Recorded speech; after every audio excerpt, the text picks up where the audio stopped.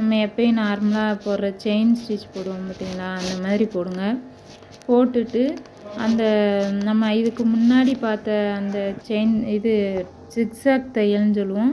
அந்த ஜிக்ஸாக் தையலில் வந்து எப்படி டேர்ன் பண்ணணும் அப்படின்றத நான் ஒரு வீடியோ போட்டிருப்பேன்.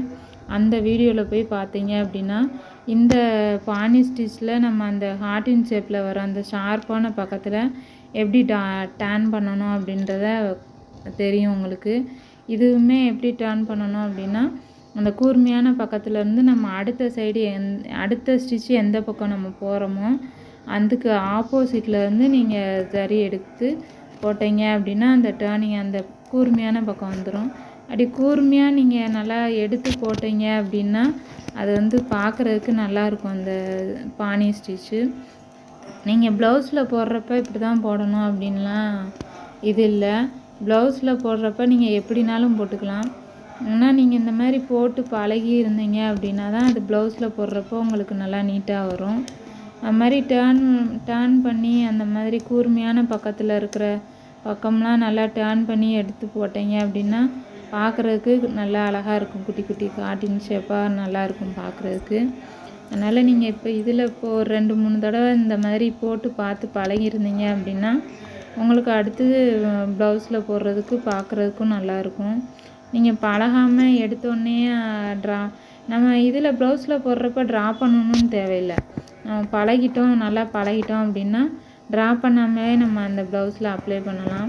ஆனால் நீங்கள் இதை நல்லா 2-3 தடவை பழகிருந்தீங்க அப்படின்னா தான் அது ப்ளவுஸில் வந்து நீங்கள் ட்ரா பண்ணாமல் போட முடியும்.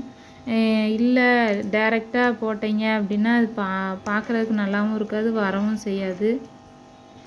இப்போ நீங்கள் இதில் எப்படி போடுறோமோ அது மாதிரி போட்டிங்கன்னா பார்க்குறதுக்கு நல்லாயிருக்கும்.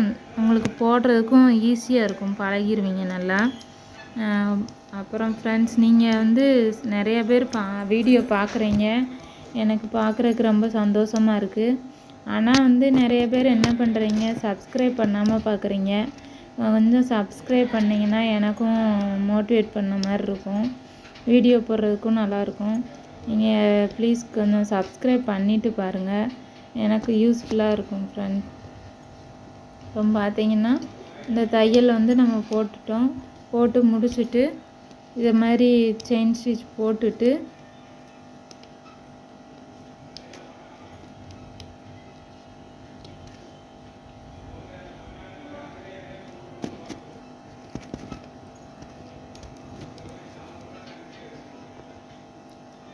டர்ன் பண்ணுறத பாருங்கள். அது வந்து எப்படி டர்ன் பண்ணுறன்றது தெரியும்.